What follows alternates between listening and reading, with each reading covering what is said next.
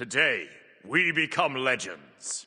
Just a quick video today as we've got some new info on the next god coming to Smite, Huang, as well as a few other bits and pieces data mined from the 9.3 patch. As always, this information isn't official or confirmed and can always be wrong, but it's right way more often than it's wrong, so I think it's worth covering to get a peek at the Jade Emperor. First though, new skins coming for these gods in 9.4, 9.5, and 9.6. We don't know what the skins will be yet, just we know they're coming and are in the game files with references. There are also skins coming from Mercury, Raijin, and Raven with unspecified patches, so they could be any time really. There will also be a Divine Uprising event running from 9.4 to 9.6, so we should see the start of that next patch. There are 4 bundles coming to the game, 2 of which clearly reference the Jade Emperor, and 2 of which clearly reference the Arthurian god we have coming directly after Huang. Lancelot or Gawain is most likely who that's going to be, but having these references in the files to it just makes it even more solid. But let's get into that kit information we have for Huang. So the Jade Emperor god is now confirmed as Huang. What that means is the files are referencing him as Huang and he's partially in the game already. It doesn't mean Hi-Res have confirmed it. It says should be a warrior, but this is almost certainly incorrect since we just had Shiva as a warrior. Huang is much more likely to be a guardian or a mage. I lean towards guardian since I think it fits his lore better of fighting more indirectly. He could be a more buff or debuff / summons based than other guardians are. And Mammon Brigitte, who's likely coming as the final god of season 9, will probably be the mage, but that's just my speculation at this point. So I would think it more likely that he's a guardian, but they could still do the indirect fighting, summons, buff, debuff stuff as a mage. Just make him a more supporty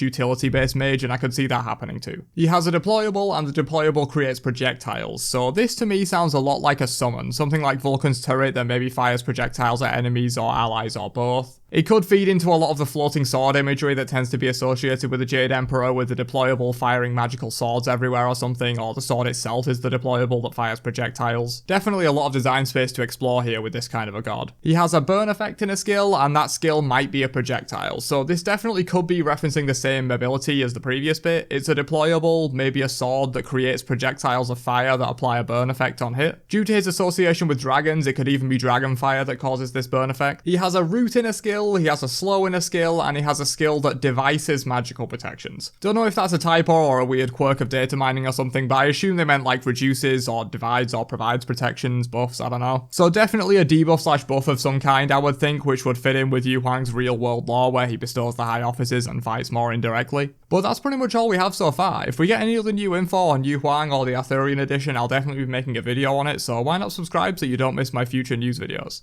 Don't forget to drop a like before you leave, and I'll catch you guys in another one later on. Have a great day, and peace out, you nerds.